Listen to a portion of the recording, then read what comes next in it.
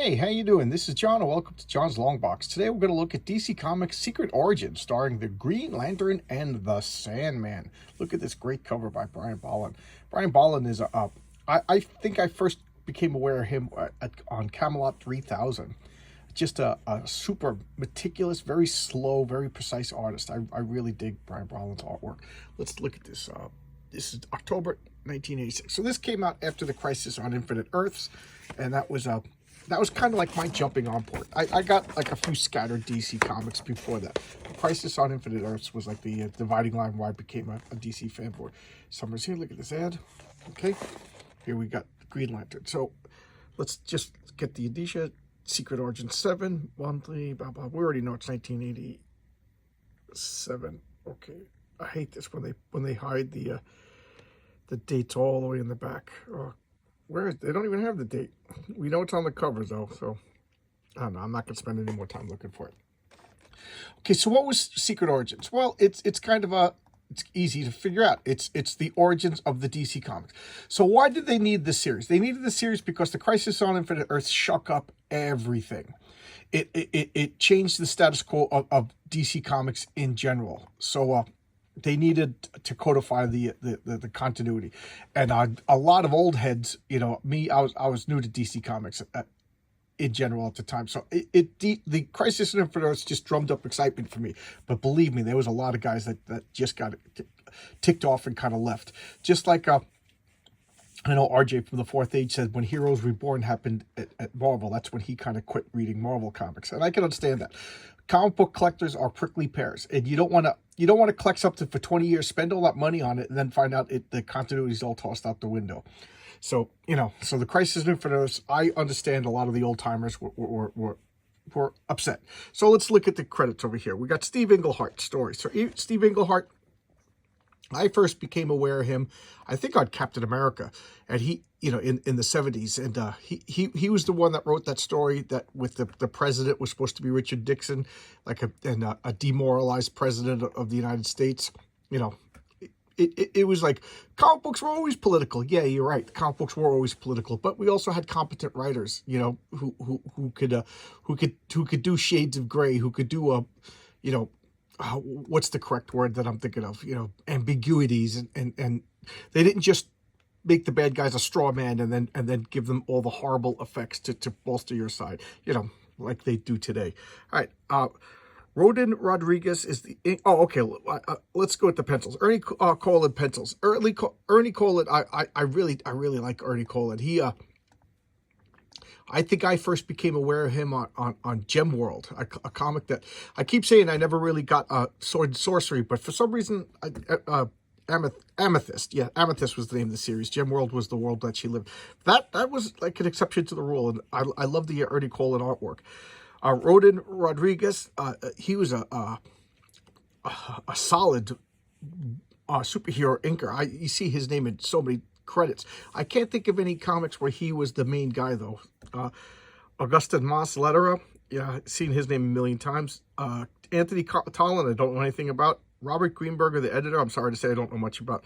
Based on the works of Julie Schwartz, John Brooke, and Denny O'Neil, and special thanks to Andy Helfer. So these paid homage to all of these great legendary DC creators. All right, so here we got Guy Gardner over here, John Stewart, and I know because I'm more conservative than the average comic book fan, that I'm supposed to look at Guy Gardner as my guy, but I just can't stand him because they never gave me a chance to like him. They gave him like comic books are always political. Well, they made Guy Gardner a jerk, and then by extension all conservatives are jerks. So I never liked this character because it's like a, you know, if what is the correct term? African American, whatever.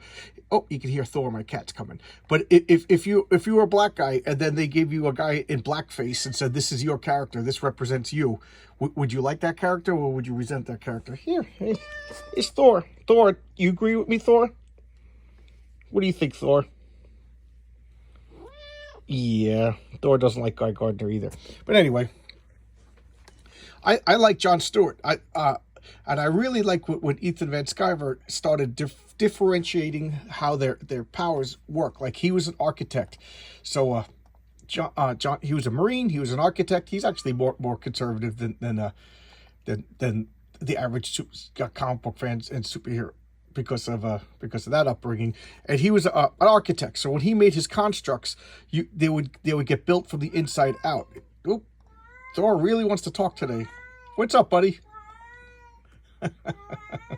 Hey, Thor, you gonna get sick?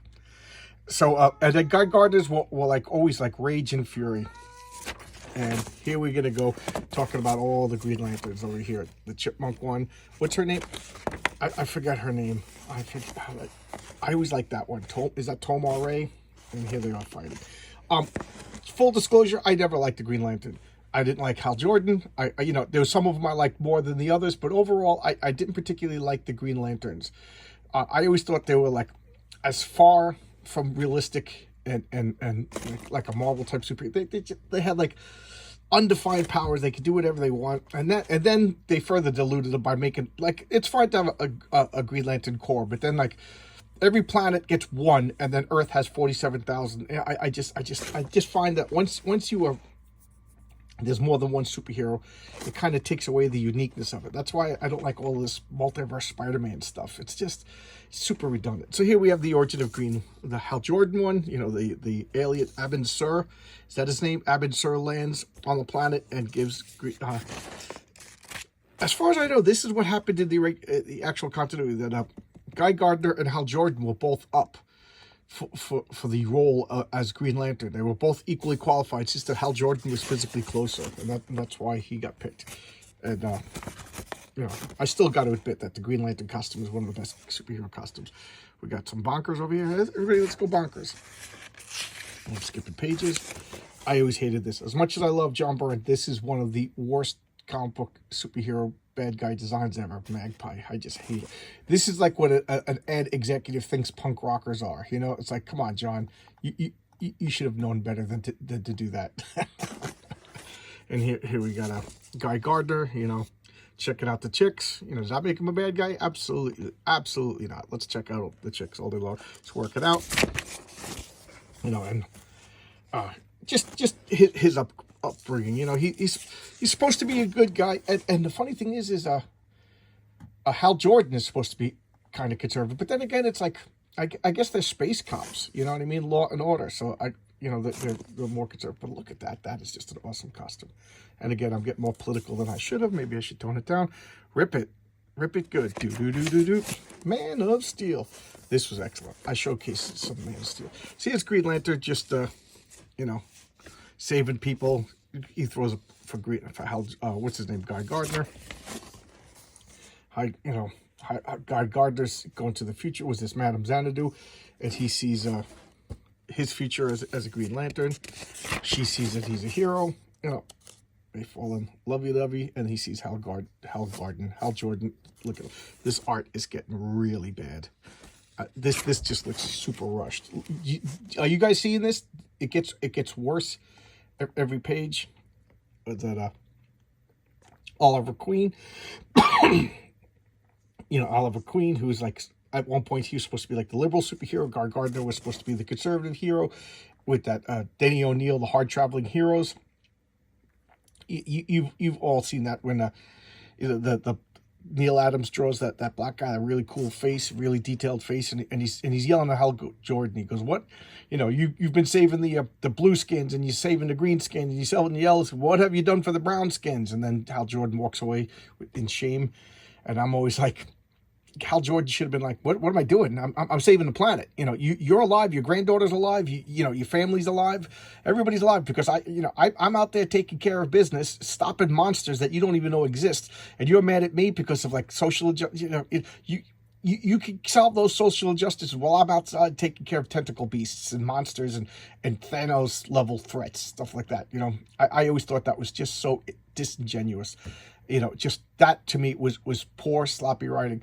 And according to Chuck Dixon, he said that it was quickly like went back to its regular superhero because it didn't sell well. Like the fans didn't like. Retroactively, we look back at it and say it was such a great groundbreaking series, and it's a perfect example of things were always political, but it didn't sell. But it didn't sell. So the fans don't want to be preached to. The fans want to be entertained. But the fans will not reject overly political stories if they're told with a panache. So you got to have some panache and grace. We want panache. We want grace. How's that? And Grace is my next door neighbor. Maybe her husband's name is Panache. So he's now putting on the costume, and Hal Jordan is getting smacked around by the ladies. What did he say to her? Oh, Guy. Oh, she's telling him Guy died. She's like, Guy lives. Don't tell me that. I live. I see the future. So here we go. He meets Sinestro. He punched him in the face. This story's just lame. Just lame. And then Guy Gardner gets his haircut. The fortune teller sword. And here, this costume is kind of cool. I didn't like it, but I do like it, if that makes sense. And this will continue in Legends. But this is why I wanted to showcase this comic. I'm a big fan of the Golden Age Sandman. This is his superhero mask. I love the original World War I gas mask, but I love the Sandman. There's something about the cape and the fedora. I don't know what it is, but that is so cool. You better believe if I ever get a comic book someday, he's gonna have a cape and a fedora, whoever, and the trench coat. I gotta come up with the concept for that. That is just so good. So let's look at this. So now we have the origin of the Sandman. He's dealing with the. So it's 1939, April 30th, 1939. This is the Perisphere at the World's Fair. This is Flushing. I lived. If you're looking at this, I lived. Get rid of this border. There's all trees over here. There's a park. I lived about over here, about a couple of miles away. So I lived there for the longest time. And this is the headquarters of the All-Star Squadron. They were. Not yet. They didn't form as of yet, 1939. But the All-Star Squadron were formed by JFK. He asked all the mystery men, as they called them back then, to join forces to help them fight in the war effort. But we always say, how come Superman or Green Lantern just didn't fly over and stop Hitler? Because he had the Spear of Destiny and it kept all the superheroes out. So any lands that were actually conquered by Nazis and in World War II were protected by this magical MacGuffin, and then they any American superheroes or allied superheroes, because Russians had superheroes too, could not cross into the protected land. There you go. That's why Hitler wanted the Spear of Destiny. So this guy's coming to rob. I do love that. Just complete black body mask and a red cape works for me. That is just such a cool design. Simple, elegant. And simple and elegant, I think, works the best in comics. So this guy's beating a Rooney, everybody. And jumping around like stop that SOB. What's that? I thought an I-beam was going to hit him in the head. Just really good. It's really. Oh, I didn't show the credits for this. Let's go back.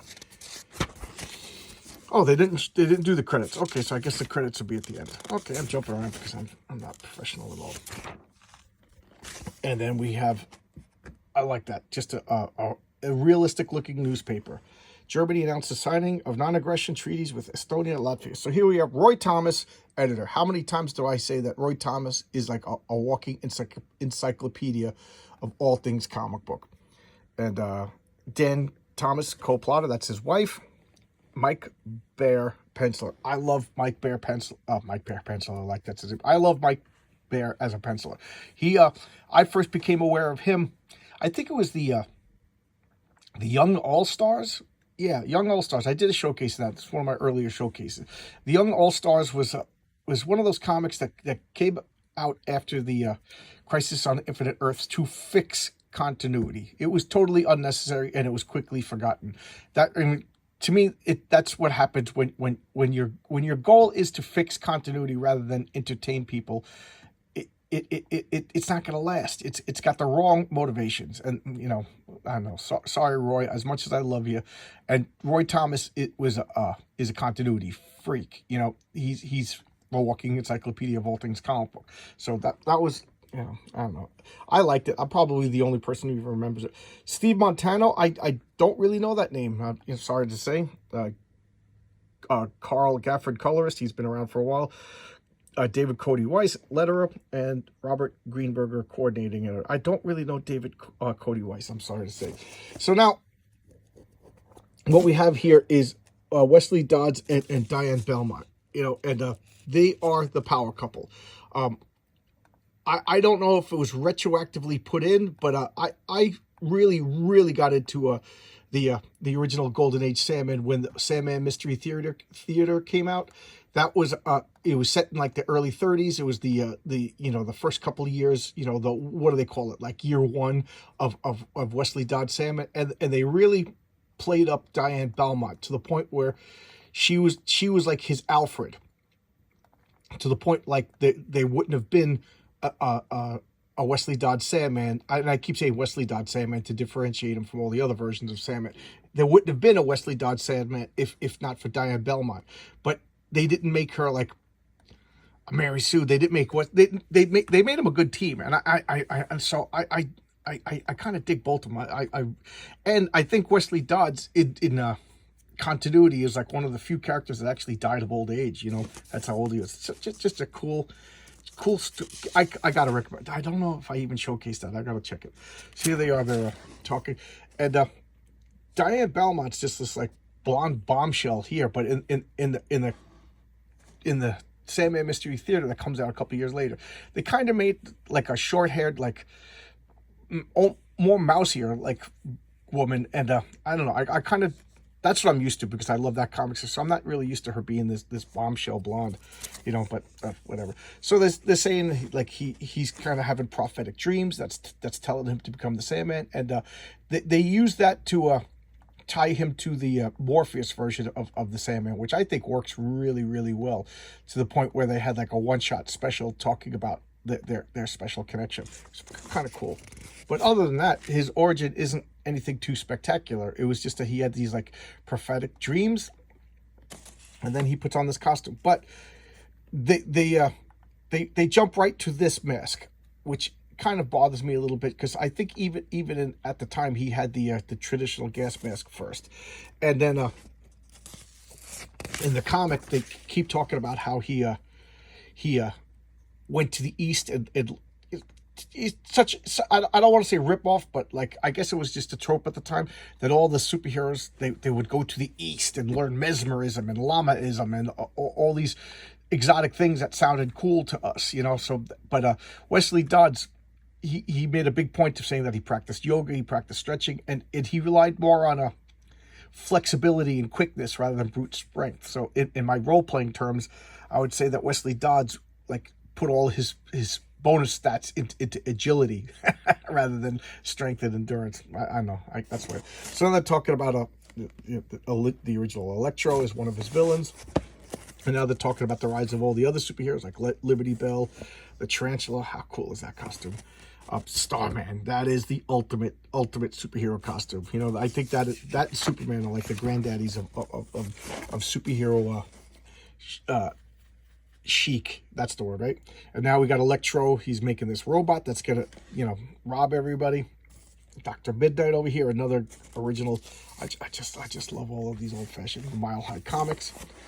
This guy's showing up again, and look, he's out here. And what does he do? Okay, I just realized that if it's Electro, the robot is going nuts. And here's the Crimson Avenger. He's stopping because typical superhero mistaken identity. Nobody knows who each other is. This is the 30s. Nobody has social media. So who are you? Who, I don't know. Who am I? So these two masked fedora caped guys bump into each other. They got to fight. That's the Crimson Avenger in his original like non-superhero outfit, and that's Wesley Dodds in his like superhero outfit. Now they're meeting each other for the first time. They're going to team up to take out this prowler. And look at the ads over here. Be a detective. That's cool. Can you imagine hiring somebody who's like, yeah, I learned how to be a detective from a comic book. He's going to steal Electro, and he's just bashing him. Oh, and I said, what are Wesley Dodds' powers? Well, he has no powers. He's a regular guy. The only really like supernatural thing about him is he supposedly has prophetic dreams, and then he's the millionaire. He made a lot of money in the stock market. You know, that was a big deal in one of the stories. Like, you know, this was the Depression era, and he wasn't really affected because, you know, his dreams told him what to invest in. So was he insider trading? You know, there was some. I like how it was just a good series. I'll break out some more Sandman Mystery Theater. But he had a gun that he would spray people, and it was sleep gas, and you'd fall asleep, and then he'd beat the shit out of you. Whoop. Oops, poopsie, I said a word. He would beat the crap out of you while you sleep, and he would wear the gas mask to make himself immune to his gas powers. Although nobody is immune to my gas powers, so I just warning you now if you ever want to come over and play a board game. So he's beating up the robot's fighting, and then what was I going to say? This crash and lands in. I mean, who really cares? The story is really not important. It's just talking about how he is using his prophetic visions as a means to become a superhero, and then inspiring other people. And here we have Crimson Avenger and what is his name? Wing. This later on becomes his superhero costume with Jack Kirby and Joe Simon take over, and that's Sandy the Golden Boy.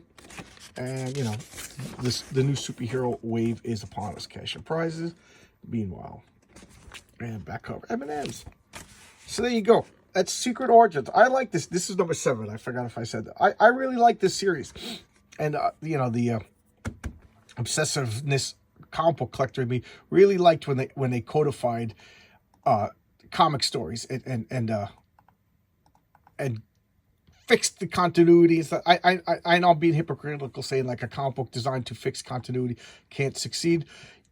Yeah, but that was the whole premise of it. Like the Young All-Stars, it was supposed to be just like superhero comics, but they used it to fix continuity. This is just story. You know, this is just Secret Origins. Blah, blah, blah. Here's the brand new origin. Here's the brand new. So fixing continuity works better in a comic book like this. Okay, I don't know what I'm saying. I'm talking nonsense. But thanks a lot, everybody. I'll see you tomorrow for Sunday Comics, 10 o'clock.